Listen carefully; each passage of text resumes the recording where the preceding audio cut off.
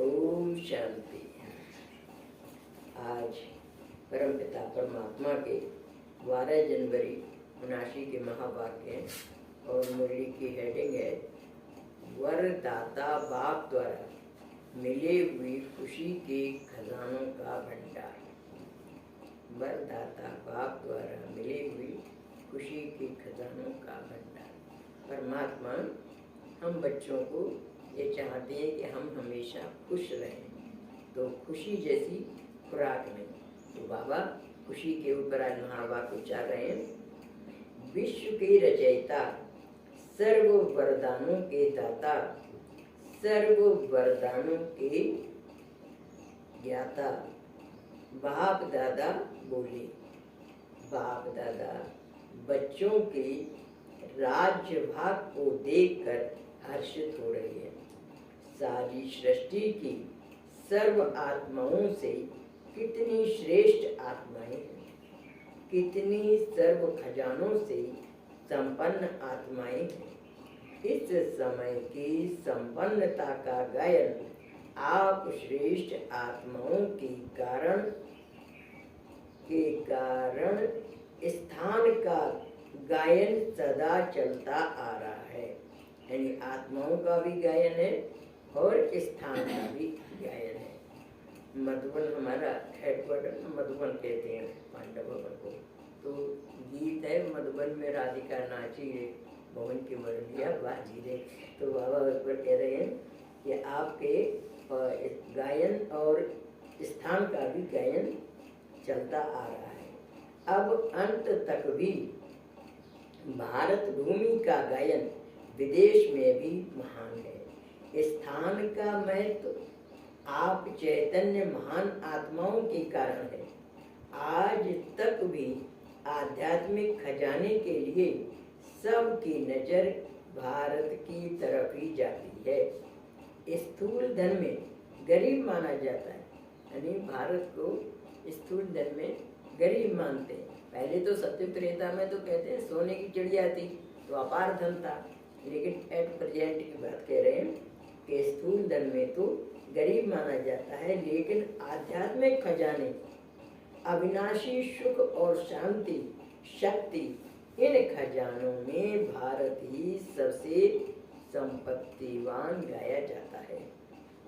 तो आपकी इस संगम युग की संपन्न स्थिति के कारण ही स्थान का गायन है।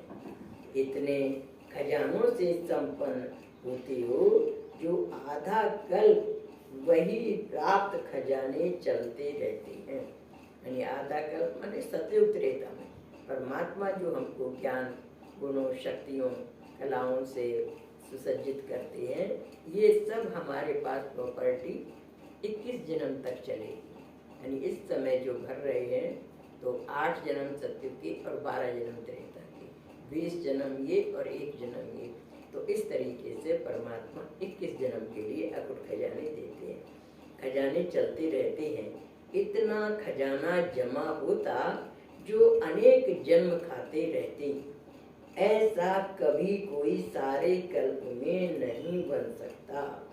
संगम युग सर्व युगों में से छोटा युग होने के कारण इनकी बहुत थोड़ी सी आयु है। ये संगम युग केवल 100 वर्ष का है और सब युग 1250 वर्ष के हैं, तो छोटी सी आयु है।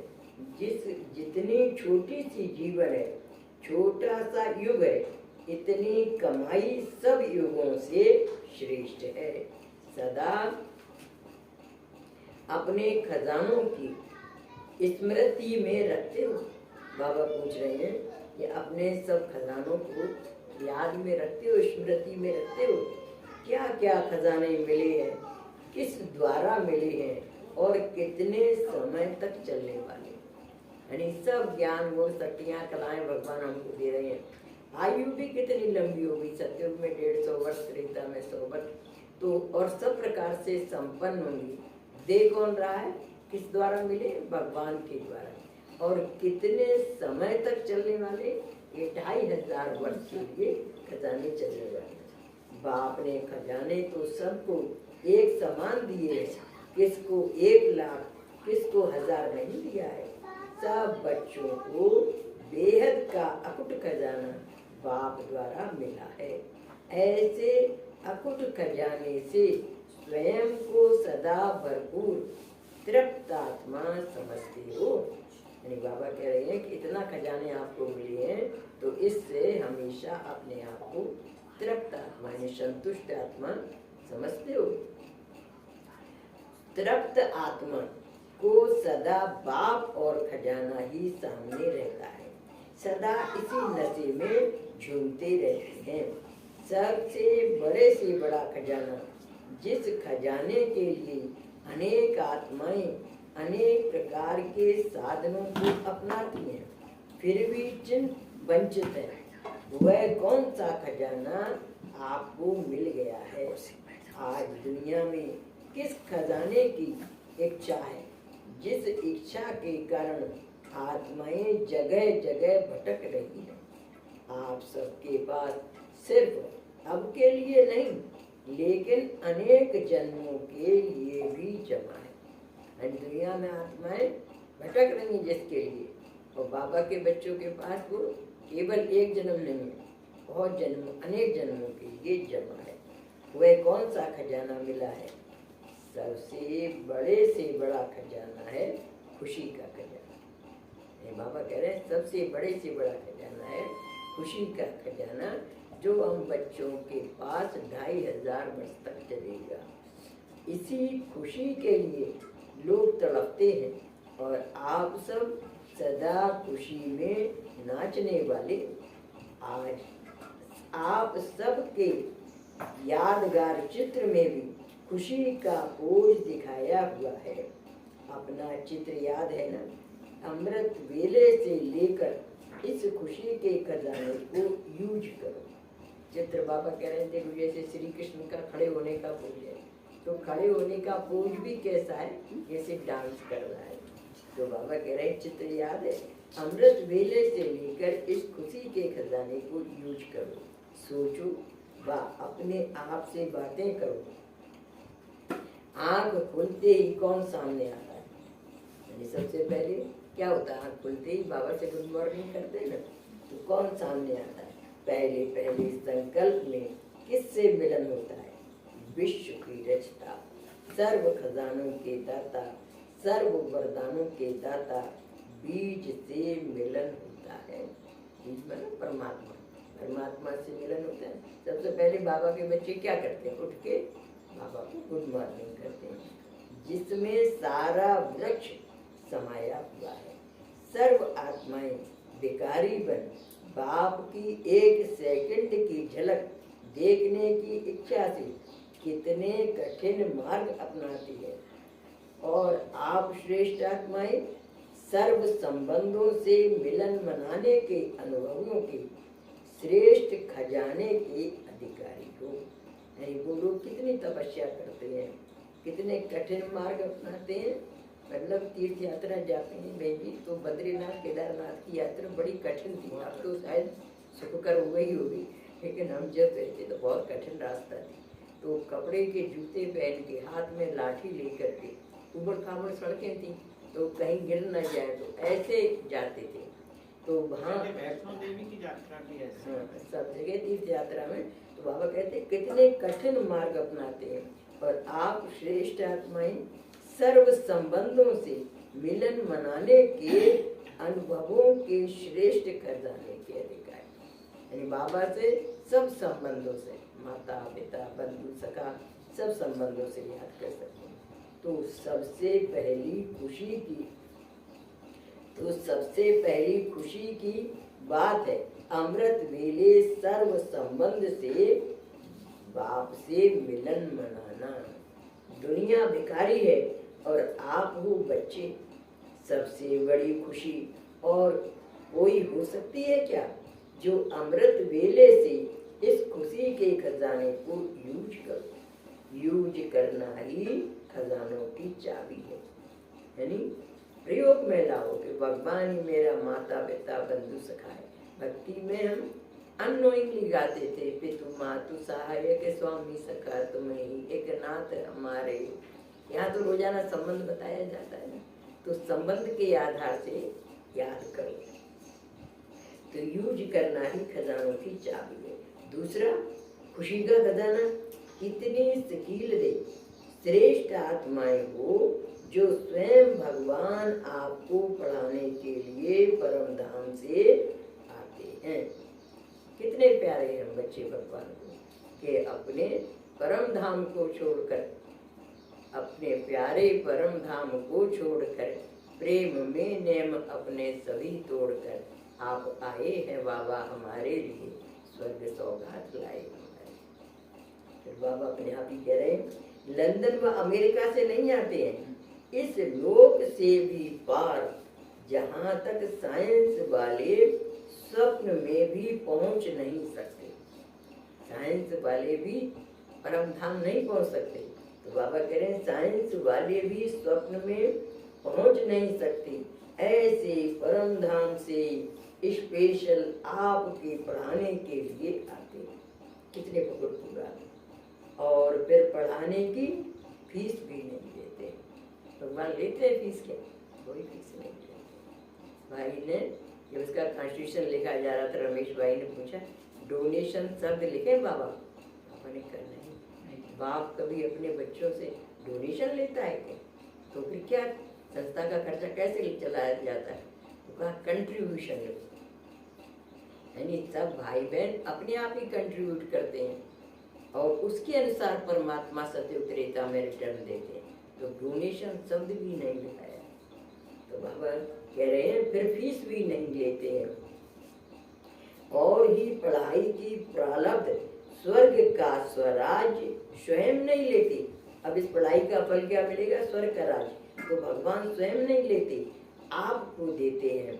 तो इससे बड़ी खुशी और क्या होती है? इस स्मृति से खजाने को यूज करो, इससे आगे चलो। कार्य करते हुए कर्मयोगी का पाठ बजाते, कर्मयोगी अर्थात सदा बाप के साथ रहते हुए हर कार्य करने वाला कर्मयोगी के समय भी चाहे कोई भी कर्म कर रहे हो, लौकिक या अलौकिक, लेकिन ऑलमाइटी अथॉरिटी आपका साथी अर्थात फ्रेंड बनकर हर समय साथ निभाती है। यानी कोई भी काम के पहले आप बाबा को याद करो, बाबा चलो ये काम करना है। चाहे खाना बनाने जा रहे हो, चाहे ड्यूटी जा रहे हो, चाहे लिखने जा रहे हो, पढ़ने जा रहे हो, कुछ भी काम कर रहे हो, चलो बाबा आ जाओ, बैठो इस रथ में, अपन दोनों बैठ काम करें। तो ऐसे बाबा को अपना कंपेनियन बना लो, फ्रेंड बना लो, तो बाबा भी साथ में रहेगा और आपका काम भी फर्स्ट क्लास होगा। तो बाबा कह रहे हैं लौकिक व अलौकिक, लेकिन ऑलमाइटी अथॉरिटी आपका साथी अर्थात फ्रेंड बनकर हर समय साथ निभाते हैं। ऐसा फ्रेंड फिर कभी मिल नहीं सकता जो हर समय साथ रहे। आप याद करो बस खाली मन में, चलो बाबा, तो बाबा साथ हो गया ना। आपके जवाबदारी आपने उसको दे दी। जब कोई साथ होता है तो माया भी आने में डरती है। अकेला हमें देख करके माया आती है, और जब कोई साथ में हो तो माया भी डरती है, इसके साथ में कोई है तो माया भी नहीं आएगी। तो बाबा कहते हैं ऐसा फ्रेंड फिर कभी मिल नहीं सकता। कभी फ्रेंडशिप निभाते हैं, कभी कंबाइंड युगल रूप निभाते हैं। ऐसा कंबाइंड स्वरूप विचित्र युगल रूप जो सदा आपको कहते हैं, जो आपको कहते हैं सारा बोझ हमें दे दो और तुम सदा हल्के रहो। यानी कंबाइंड स्वरूप, जैसे ब्रह्मा बाबा के शरीर में शिव बाबा कंबाइंड है ना, ऐसे ही बाबा ने कोई ये प्रॉमिस थोड़ी किया है कि मैं ब्रह्मा बाबा के शरीर में ही रहूंगा। आप याद करो, चलो बाबा आ जाओ मेरे साथ कंबाइन करो, मैं अकेली नहीं हूँ, इस शरीर में दो सोल है, मैं भी हूँ और शिव बाबा भी मेरे साथ है। ऐसे मान करके कंबाइंड रूप में बाबा को साथ लेंगे तो आपके अंदर निर्भयता की शक्ति आएगी, भय नहीं लगेगा किसी बात में, आपकी स्थिति कभी अप एंड डाउन नहीं होगी। बाबा ऑलमाइटी आपके साथ है ना। तो इसलिए ये गीत भी जो बनाया है ना, तुम तो यहीं कहीं बाबा मेरे आस पास हो, आते नजर नहीं पर मेरे साथ साथ हो। मेरे से कोई पूछता है आप अकेले रहते हैं, कहाँ अकेले हैं? इतना बड़ा ऑलमाइटी भगवान मेरे साथ है। तो हमेशा ये फक्र होना चाहिए कि भगवान मेरे साथ है। जिसका साथी हो भगवान, उसको क्या रोके आंधी और तूफान। तो इसलिए कभी अकेलापन भी नहीं महसूस होता। तो और तुम सदा हल्के रहो, जहाँ भी कोई मुश्किल कार्य आए तो वह मुझे अर्पण कर दो, तो मुश्किल सहज हो जाएगा। ऐसे कर्म योग के पार्ट में सदा साथीपन के खजाने को व सदा साथ के खुशी को यूज करो और आगे चलो। यानी हमेशा सोचो बाबा मेरे साथ है तो हमेशा खुश रहेंगे और आगे चलो। जब कार्य से खाली हो जाओ तो सबसे बड़े से बड़ा मनोरंजन का धन प्राप्त है। अगर आपको सैर करने की रुचि है तो देखने की रुचि है, पढ़ने की रुचि है, श्रृंगार की रुचि है, डांस की रुचि है, रूह रुहान करने की रुचि है, जो भी रुचि हो वो सब मनोरंजन के साधन आपके साथ है। देखना चाहते हो तो स्वर्ग को देखो, संगम युग की श्रेष्ठता को देखो, अपने और बाप के कर्तव्य की अलौकिक कहानी का ड्रामा देखो। सैर करना चाहते हो तो 3 लोकों की सैर करो, श्रृंगार करना चाहते हो तो हर गुण के विस्तार से स्वयं को सजाओ। ड्रामा देखना चाहते हो तो 5000 वर्ष का ड्रामा देखो। हिस्ट्री पढ़ना चाहते हो तो अपने 84 जन्मों की हिस्ट्री देखो। रूह रुहान करना चाहते हो तो रूहों के रचता के साथ रूह रुहान करो, यानी बाबा से बातचीत करो। और क्या चाहिए? इन सब साधनों से सदा अपने को खुश रखो, अर्थात खजाने को यूज करो। यानी सारे दिन आपको कभी अकेलापन भी नहीं लगेगा और कभी खुशी आपकी खत्म नहीं होगी, हर समय खुशी हो। और ऐसा नहीं है कि भगवान अनुभव नहीं कराता है। आप बात करते ना तो कभी कभी मुझे कितनी बार ऐसे बाबा की पलकें हिलती तो फोटो में मुझे वो देखता हुआ दिखाई देता। मैं बात करती हूँ तो ऐसे मेरे पलके, ऐसे हमारे लोग की ऐसे पलके अप एंड डाउन होती दिखाई देती। तो अर्थात खजाने को यूज करो। भोजन बनाते हो, भोजन बनाने के समय पहले भोग लगाना है, अर्थात प्यारे से प्यारे बाप को स्वीकार कराना है। इस स्मृति से भोजन बनाओ कि किसको खिलाना है। यानी आपके यहाँ कोई VIP आने वाला हो, कितने आप चाव से शौक से भोजन बनाते हैं। ऐसे ही भगवान के भोग के लिए भोग बना लें तो जरा सी भी गलती नहीं हो, जरा सी भी अपवित्रता नहीं हो। ऐसे क्योंकि हमारे तो उसमें वाइब्रेशन भी आ जाते हैं ना, इसलिए हमेशा सोचो भगवान के भोग के लिए भोग बन रहा है, कोई भी इम्प्योरिटी आनी नहीं चाहिए संकल्प तक में। तो किसको खिलाना, भोजन बनाओ कि किसको खिलाना है।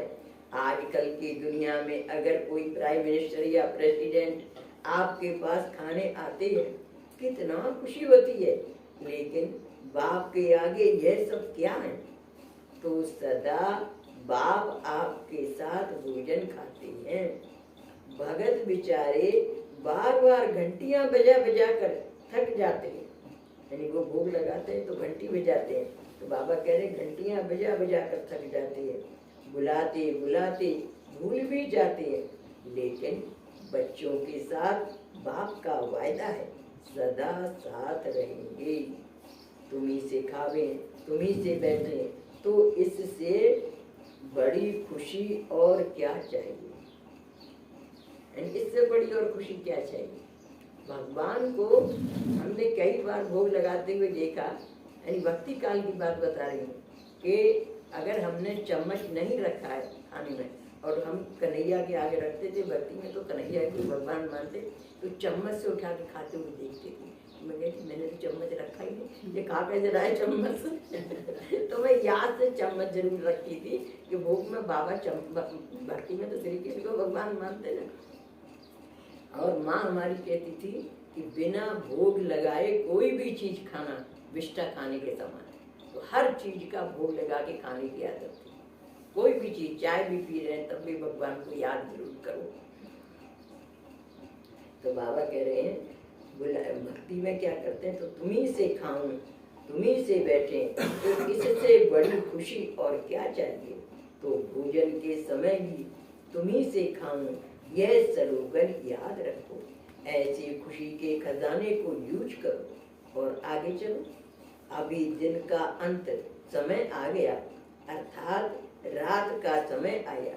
अब रात को क्या करेंगे, सोने के पहले सारे दिन का समाचार की लेन देन, चाहे कंबाइंड रूप में करो चाहे बाप के रूप में करो, एक दिन का समाचार दो और दूसरे दिन का श्रेष्ठ संकल्प और कर्म की प्रेरणा दो। सब समाचार की लेन देन करना अर्थात हल्के बन जाना। दिन भर का सारा लेखा जोखा बाबा को हैंड ओवर कर। जैसे रात को हल्के ड्रेस में सोते हैं ना, क्या होते हैं जो लोग होते हैं ना, बहुत जेवर पहनते हैं, कपड़े बहुत भारी भारी पहनते हैं, सब उतार देते हैं, रात को हल्के लाइट गाउन पहन के सोते हैं। तो बाबा कह रहे हैं जैसे रात को हल्की ड्रेस में सोते हो, ऐसे बुद्धि को हल्का करना अर्थात हल्की ड्रेस पहनना। यानी दिन भर के सारे क्रियाकलापों का फल भगवान को दो। जैसे आपने चलवाया वैसे चला, जो बुलवाया सो बुला, जो करवाया सो किया, सारे कर्मों का फल आपको है। फिर निसंकल्प होकर के सो जाओ। तो स्वप्न भी कभी खराब नहीं आएंगे आपको। हिसाब किताब नहीं है ना तो स्वप्न भी अच्छे आएंगे, और नहीं तो नहीं आते हैं स्वप्न। तो ऐसी बुद्धि को हल्का करना अर्थात हल्की ड्रेस पहनना है। ऐसे तैयार हो, साथ में सो जाओ। अकेले नहीं सो, अकेले होंगे तो माया चांस लेगी, इसलिए सदा साथ रहो। अकेले रहने से डर भी लगता है, निर्भय भी हो जाएंगे। बाबा साथ है ना तो भय भी नहीं लगेगा। आप निर्भय रहेंगे और माया डराएगी तो ऐसे सदा साथ के खुशी के खजाने को सारी रात के लिए यूज करो। अब बताओ, सारे दिन में श्रेष्ठ खुशी के खजाने प्राप्त होते हुए भी श्रेष्ठ आत्मा कभी उदास हो सकती है। बाबा पूछ रहे हैं इतने खुशी के खजाने सुबह से लेकर रात सोने तक, तो कभी आत्मा उदास हो सकती है या अन्य कोई मनोरंजन की तरफ व अल्पकाल के खजानों की तरफ आकर्षित हो सकती है। यानी कहीं भी आकर्षण नहीं महसूस होता। पढ़ने का दिल हो तो बाबा के ज्ञान का इतना साहित्य, कोई भी मैगजीन उठा लो, कोई भी किताब उठा लो, तो आकर्षित हो सकती है क्या। ऐसी श्रेष्ठ अर्थात संपन्न आत्माएं हैं। आपके नाम से भी अब अनेक भगत अल्पकाल की खुशी में आ जाते हैं। आपके जड़ चित्रों को देख खुशी में नाचने लगते हैं। ऐसे खुश नसीब आप सबको खजाने बहुत मिले हैं, अब सिर्फ यूज करो। यानी यूज करो, और यूज करते करते बाबा को याद करो। बाबा को भूल जाते हैं तब माया को बीच में चांस मिल जाता है आने का। बाबा को कंबाइंड रूप में रखो तो हमेशा आप खुश रहेंगे। अब सिर्फ यूज करो अर्थात चाबी लगाओ। चाबी होते हुए भी समय पर नहीं मिलती है, समय पर खो जाती है, इसलिए सदा सामने रखो अर्थात सदा स्मृति में रखो। बार बार स्वरूप स्मृति को रिफ्रेश करो। यानी बाबा की याद बार बार करके स्मृति को रिफ्रेश करो। खजाना क्या है और चाबी क्या है, हर कर्म में जैसे सुनाया वैसे प्रैक्टिकल में लाओ अर्थात स्मृति को स्वरूप में लाओ। समझा क्या करना है। अच्छा, ऐसी सदा सर्व खजानों से संपन्न आत्माएं हर कर्म में बाप के साथ सर्व संबंध निभाने वाली, सदा बाप को अपना साथी अनुभव करने वाले, सदा माया के भय से निर्भय रहने वाले, ऐसी तृप्त आत्माओं को, खजाने की मालिक आत्माओं को बाप दादा का याद प्यार और नमस्ते। ऐसा श्रेष्ठ बनाने वाले बाप दादा को हम रूहानी बच्चों का याद प्यार, गुड मॉर्निंग, नमस्ते नमस्ते नमस्ते। हम सब है नमस्ते और पढ़ते आरती बताते हैं।